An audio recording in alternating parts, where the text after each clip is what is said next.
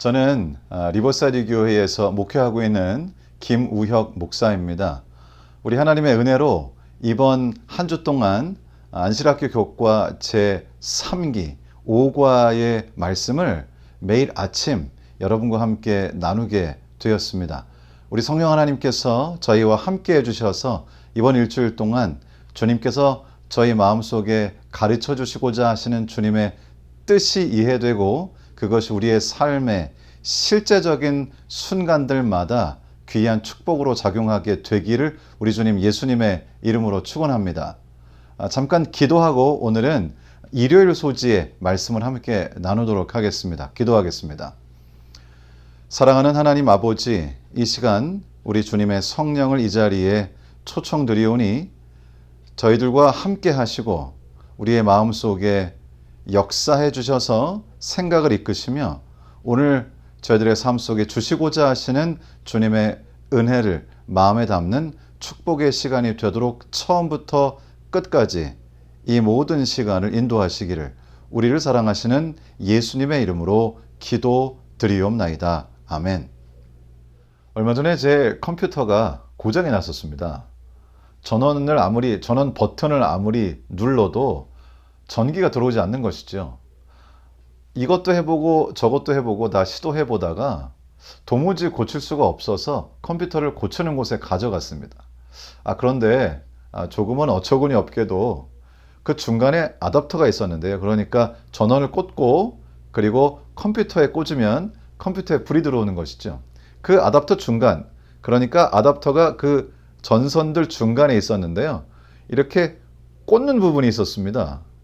그런데 결국 알게 되는 것은 이 전선과 아답터 사이에 꽂는 부분이 꼭 아주 정확하게 끼워지지를 않아서 전기가 단절되면서 컴퓨터가 들어오지 않았던 것입니다. 굉장히 단순한 문제였지만 그것이 명확하게 아주 정확하게 꽂혀지지 않는 이상 컴퓨터에는 전원이 들어오지 않는 것이죠. 사실 우리의 관계에서도 마찬가지입니다. 단절이라고 하는 것은 우리에게서 생명을 앗아가고 결국 관계에서의 단절은 우리의 삶의 온갖 문제를 만들어낸다는 것입니다. 예수 그리스도의 십자가는 그 모양처럼 수직적인 관계와 수평적인 관계를 회복하는 그런 역할을 했습니다. 예수 그리스도의 십자가를 통하여 우리는 하나님과 단절된 관계를 회복하게 되었고요. 그리고 다른 사람들과의 수평적인 관계도 회복하게 되었습니다. 오늘 저희가 함께 공부하는 5과에서는 그 두 가지 관계 중에 수평적 관계 또는 수평적 속죄를 주제로 다루고 있습니다. 그래서 제목이 수평적 속죄 십자가와 교회입니다. 십자가를 통해서 수직적 화목과 수평적 화목이 이루어졌고요. 그 결과로 교회가 탄생했다고 하는 그런 말씀입니다. 오늘의 기억절은 에베소서 2장 13절로 14절입니다. 이제는 전에 멀리 있던 너희가 그리스도 예수 안에서 그리스도의 피로 가까워졌느니라. 그는 우리의 화평이신지라 둘로 하나를 만드사 원수된 것 곧 중간에 막힌 담을 자기 육체로 허시고. 이 말씀은 예수 그리스도의 피를 통해서 중간에 막힌 담이 허물어졌다고 그렇게 묘사하고 있는데요. 이것은 유대인과 이방인 사이에 있던 적대감 그리고 분리와 단절의 벽을 예수 그리스도의 십자가 죽음을 통하여 허무셨다는 그러한 의미라고 볼 수 있습니다. 에베소 교인들은 사실 그리스도의 십자가를 깨닫기 전까지는 유대인들과는 완전히 다른 삶을 살고 있었습니다. 그래서 사도 바울은 이 사실을 두 부분의 말씀들을 통해서 저에게 전해주고 있는데요. 첫 번째는 에베소서 2장 1절로 3절입니다. 그는 허물과 죄로 죽었던 너희를 살리셨도다. 그때의 너희는 그 가운데서 행하여 이 세상 풍조를 따르고 공중의 권세 잡은 자를 따랐으니 곧 지금 불순종의 아들들 가운데서 역사하는 영이라. 전에는 우리도 다 그 가운데서 우리 육체의 욕심을 따라 지내며 육체와 마음에 원하는 것을 하여 다른 이들과 같이 본질상 진노의 자녀이었더니, 이 말씀을 통해서 에베소인들로 대변되는 이방인들은 예수 그리스도의 십자가의 속죄를 발견하기 전에 십자가를 통해서 수직적인 관계가 회복되고 또 수평적인 관계가 회복되기 전까지는 자신이 원하는 것을 하고 욕심을 따라 지내고 마음에 원하는 대로 하여 본질상 진노의 자녀이었다고 그렇게 묘사하고 있습니다.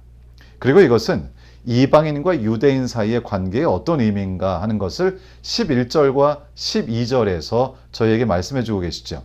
그러므로 생각하라. 너희는 그때 육체로는 이방인이요 손으로 육체 행한 할례를 받은 무리라 칭하는 자들로부터 할례를 받지 않은 무리라 칭함을 받은 자들이라. 그때 너희는 그리스도 밖에 있었고 이스라엘 나라 밖의 사람이라. 약속의 언약들에 대하여는 외인이요 세상에서 소망이 없고 하나님도 없는 자이더니. 이 말씀을 통해서 이방인이었던 에베소 사람들은 유대인들에게 무할례자라는 이야기를 들었고 하나님께서 선택하셨던 이스라엘 백성들 밖에 있었으며 소망도 없고 하나님도 없는 상태로 살았다. 즉 유대인들과 이방인 사이에는 적대감이 있었으며 완전한 분리가 있었다라고 그렇게 묘사하고 있습니다. 그러면서 결국 예수 그리스도의 십자가가 한 일은 무엇인가?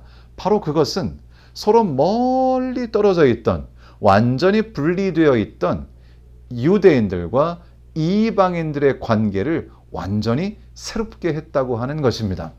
그래서 에베소서 2장 13절은 이렇게 기록하고 있습니다. 이제는 전에 멀리 있던 너희가 그리스도 예수 안에서 그리스도의 피로 가까워졌느니라. 전에 멀리 있던 유대인들과 이방인들이 이제 예수 그리스도 안에서 그분의 피로 가까워졌느니라. 그렇게 말씀하시므로 이것이 바로 수평적 속죄, 수평적 관계의 회복, 그리고 화목이라고 그렇게 말씀을 하고 계십니다. 이것은 저희들에게도 시사하는 바가 큽니다. 오늘 일요일 소재를 통해서 예수 그리스도의 십자가는 그렇게 서로 적대적이었던, 그렇게 멀리 있던, 그렇게 단절되었던 유대인들과 이방인들을 아주 가깝게 했다고 말씀하고 계십니다. 이 말씀은 결국 우리들도 예수 그리스도 안에서 그분의 십자가를 통해서 그분의 보혈의 피로 말미암아 누구나와도 가까워질 수 있다는 것을 말씀하시는 것입니다. 이방인들과 유대인들 사이에 있던 그 적대감을 생각할 때에 우리에게 어떠한 종류의 적대감이 있든지 어떤 단절이 있든지 예수 그리스도의 십자가를 통해서는 우리가 가까워질 수 있다. 그 말씀을 하십니다. 어떤 부부가 여러 해를 단란하게 살다가 안타깝게도 심하게 싸운 후에 이혼을 하게 됩니다. 사실 두 사람은 이혼한 후에 후회를 하죠. 내가 왜 그렇게 순간적인 감정으로 그러한 선택을 했을까? 그렇지만 그렇다고 해서 다시 살자고 말하기에는 자존심도 상하고 상대방이 다시 합치자고 이야기하면 그때 내가 못 이기는 척하고 따라가야지, 이렇게 서로 생각하고 있었습니다. 추석이 됐습니다. 그때 이 남자가, 그 두 분 중에 남자분이 어렸을 때 안타깝게도 죽은 자신의 아들의 무덤이 생각이 났고요. 그 무덤을 찾아가게 됩니다. 그 무덤 앞에서 멍하니 서서 눈물을 흘리고 있었습니다. 그런데 그때 바로 그 전 부인도 역시 마찬가지로 그 무덤을 찾아왔던 것이죠. 그 여자분은 자신의 전 남편이 무덤 앞에 서서 우는 모습을 보면서 조금은 좀 어색하고 멋쩍고 어쩔 바를 몰라서 조금은 멀찍이 이렇게 서 있었습니다.